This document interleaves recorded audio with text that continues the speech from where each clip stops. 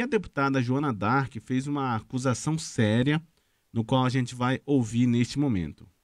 E eu tô feliz de saber que a máscara, deputado Roberto Cidade, caiu. Eu tô feliz de saber que eu vou poder todos os dias da minha vida investigar o seu contrato milionário. Eu quero dizer, olhando para Vossa Excelência, que não tem coragem de ficar me olhando nos olhos, que eu não tenho medo de você. E aqui eu quero dizer que é muito triste ver que uma pessoa que vive na sede do governo, que vive atrás do governador, que apenas defende os seus próprios interesses milionários dentro do Estado, é a pessoa que não aceitou o seu nome porque queria ser presidente. E graças a Deus eu nunca dei meu apoio, não nego. Deputado Roberto Cidade tramou todos os dias. Deputado Roberto Cidade fez compromisso de confiança com o governador Wilson Lima. Deputado Roberto Cidade foi atrás de comprar voto dos colegas deputados estaduais. E eu digo o valor, porque ele não chegou a falar comigo. Mas aqui todo mundo fica sabendo das coisas. O voto era R$200 mil. Aí essa fala da deputada repercutiu bastante. O que você destaca para a gente, Rose? Especificamente da fala da deputada Joana D'Arc, eu não sei o que é pior em tudo que ela fala aí, nesse sentido das articulações que envolvem um cargo tão importante para o Estado do Amazonas, que é a presidência da Assembleia Legislativa, né? E ela fala a respeito, levanta essa suspeita sobre possibilidade de compra de votos, foi contestada naquele momento lá diretamente pelo Milker Barreto, pelo Dermilson Chagas, que teria que apresentar provas, e disse que ela tem imunidade parlamentar e que pode falar assim porque ela soube dessas articulações e que ali todo mundo fica sabendo a respeito. Ela também fala nesse áudio que a partir de agora ela vai poder fiscalizar os contratos milionários do Roberto Cidade com o governo. E eu queria saber o que impedia ela de fiscalizar antes. Quer dizer, se for da base alguma irregularidade, possível irregularidade, deve não ser vista pelos deputados, assim. É muito complicado o contexto da fala toda, mas muito importante ser ouvida e ser esmiuçada, né? Acho que precisa ser esmiuçada para o bem da própria Assembleia, para o bem do próprio governo, para o bem do próprio interesse da população. Bom, agora, em relação a essa disputa pela presidência da Assembleia, você lembra, os nossos ouvintes também lembram, que a gente já vinha falando da importância desse cargo, que esse cargo, inclusive, começava a ser mais importante no contexto da investigação da Operação Sangria, da instabilidade do governo, que tem como alvo dessa operação, a investigação mira aí o governador e o vice, o que está acontecendo nos outros estados, né? Que governadores foram afastados e que presidentes da Assembleia acabaram assumindo essa função, podem assumir essa função, na verdade, né? Em outros estados foi o vice que assumiu, né? Mas aqui há essa possibilidade, os deputados veem isso, falam a esse respeito, no governo também. Então, esse era o contexto que tornava esse cargo ainda mais importante, esse cargo que preside o Poder Legislativo. Nessas semanas que a gente vinha acompanhando o desdobrar desses bastidores, 4 nomes apareciam como possibilidades para o governo nessa disputa pela presidência, no contexto que o governo tinha maioria de votos lá na Assembleia Legislativa. Era o nome da deputada Alessandra Campelo, do MDB, do senador Eduardo Braga, o deputado Belarmino Lins, do PP, o deputado Saulo Viana, do PTB, e o próprio Roberto Cidade, que venceu a eleição ontem, figurava pelo governo. Nos últimos dias surgiu também, Arthur, o nome do deputado Abdala Frache, e ele se fortaleceu ao mesmo tempo que o prefeito eleito de Manaus, o Davi Almeida, ganhava espaço, né, figurava ali como favorito no segundo turno, a vencer o segundo turno das eleições. Bom, o que aconteceu é que depois daquela operação lá da Polícia Federal, mirando Saulo Viana, que é suspeito de corrupção no município de Presidente Figueiredo, prendeu o pai dele, enfim, o nome dele acabou perdendo um pouco mais de força, né?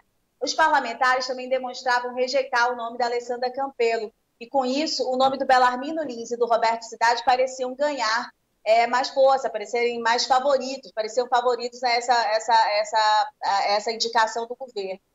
Bom, só que essa semana houve aí uma chamada dos parlamentares da base e o governo deixou claro que a indicada para a vaga seria Alessandra Campelo.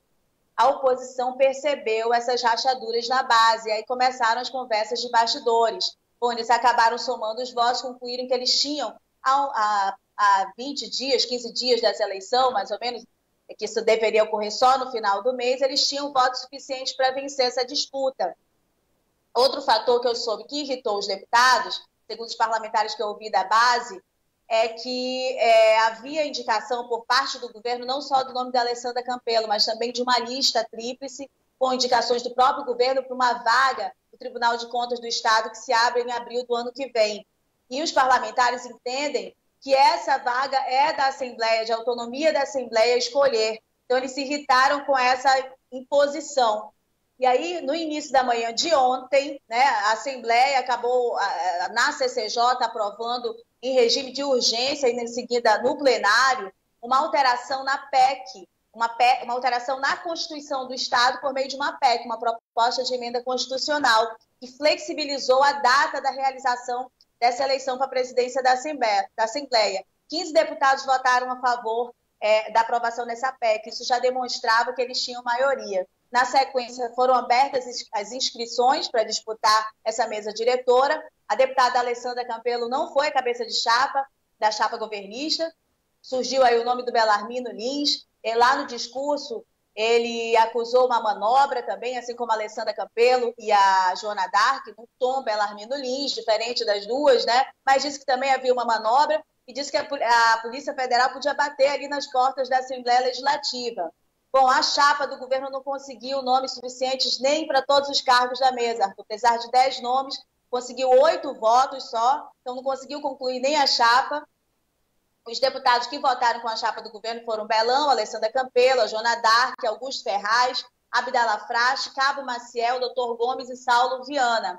A chapa vencedora recebeu os votos restantes, 16 votos, né? E quem votou para essa chapa foi o Sinésio, o Fausto Júnior, o Josué Neto, Wilker Barreto, Dermilson Chagas, Terezinha Ruiz, Maiara Pinheiro, Roberto Cidade, Carlinho Bessa, João Luiz, Felipe Souza, Serafim Corrêa, delegado Périx, adjunto Afonso e Álvaro Campelo. A Alessandra Campelo, em entrevista que me deu ali no final da sessão, ela disse que a eleição, além de uma orquestração para derrubar o governador Wilson Lima, acho que é um golpe para tentar derrubar o governador do Estado, articulou também a vaga do Tribunal de Contas do Estado.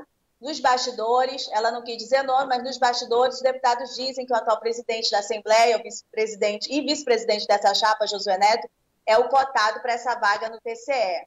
Bom, a confusão está estabelecida. Assim como eu falei ontem nas minhas redes sociais, o cenário é muito claro de desvantagem para o governo em função desse quadro de votos que o governo não dispõe, neste momento, mais a favor da sua base, a favor de votar os projetos do seu interesse. E acaba que vira realmente um risco muito grande, um governo que demonstra instabilidade e muita falta de articulação, né? Uma baixa capacidade de compreender cenários e circular nesse meio, nessa articulação com o Poder Legislativo.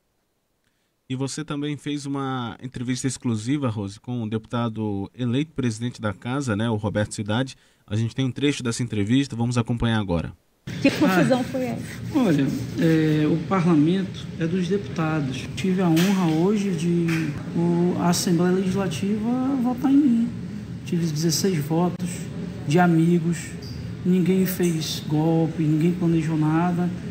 Já teve muitos processos aqui que foram votados mais rápido que isso. E hoje foi o momento que o parlamento decidiu dessa forma, respeitando os outros colegas, não xingamos ninguém, não falamos, no caso, a oposição hoje, mas eu vou conversar com todos os colegas depois, dizer que o parlamento é de todos, aqui a Assembleia é a Assembleia, o governo é o governo. Né? Dizem muitas coisas, mas eu quero dizer a você que o parlamento está unido. Ninguém está pensando em dar golpe, ninguém está pensando em nada. Foram 16 votos dos 16 24. votos dos 24, né? E saímos muito fortes.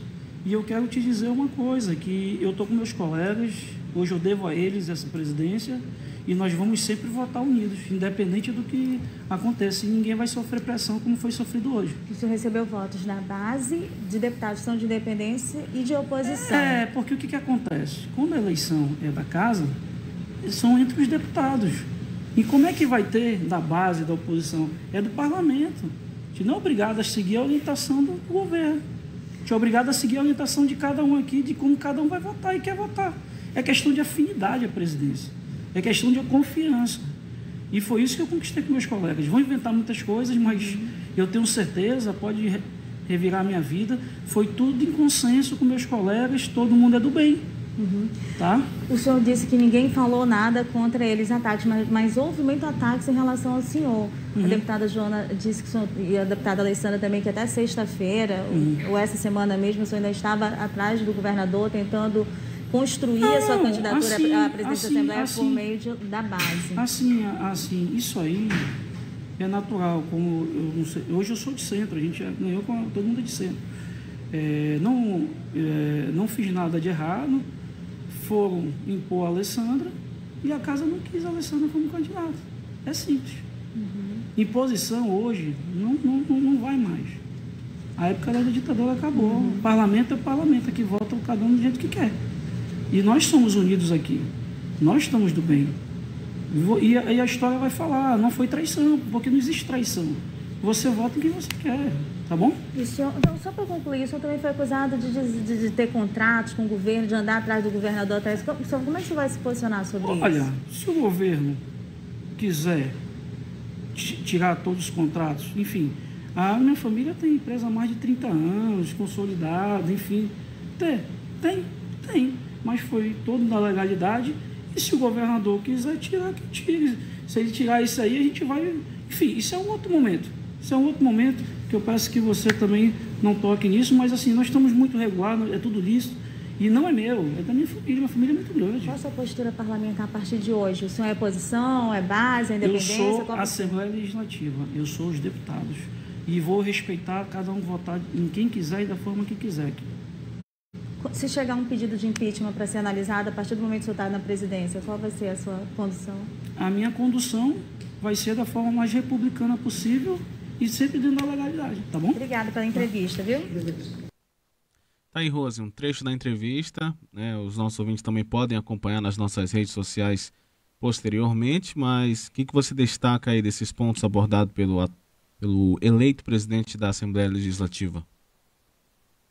Nós fizemos uma entrevista exclusiva com ele, a primeira entrevista que ele deu após o resultado da eleição, Arthur. Uma entrevista curta, mas eu acho que ele trata sobre os principais pontos que ficaram em evidência ontem como polêmica, né? Desfavor a ele e em favor a ele também, que acabou se elegendo como presidente da Assembleia. Bom, eu acho, Arthur, que de tudo que aconteceu ontem, tem duas coisas principais. Uma a gente acabou de falar, que é a fragilidade do governo em número de votos. O governo a base governista, os deputados disseram que vão contestar, que houve ilegalidade, que a votação foi rápida, que os parlamentares não foram ouvidos na CCJ, e o deputado Péricles, os deputados Serafim Corrêa, me informaram que houve uma convocação, que os deputados da base não estiveram lá na CCJ, tinha regime de urgência, eles aprovaram, né? Então, tem toda uma discussão a esse respeito, mas acho que independente dessa discussão e de resultados na justiça, a respeito da votação de ontem, o governo perdeu, e perdeu por muitos votos, perdeu por 16 votos. Hoje conta com 8 parlamentares na sua base. Isso não é bom. Não é bom sob nenhum ponto de vista, né? A outra questão que fica muito em evidência é a baixa capacidade de articulação, mais uma vez demonstrada dessa maneira. Ora, a gente vinha acompanhando essas movimentações de bastidores e nós, jornalistas, sabíamos claramente, porque os parlamentares falavam, que o nome da Alessandra Campelo era um nome rejeitado, que eles não queriam, né? É o nome dela. E o governo, na reta final, apresenta o nome dela como a sua indicação.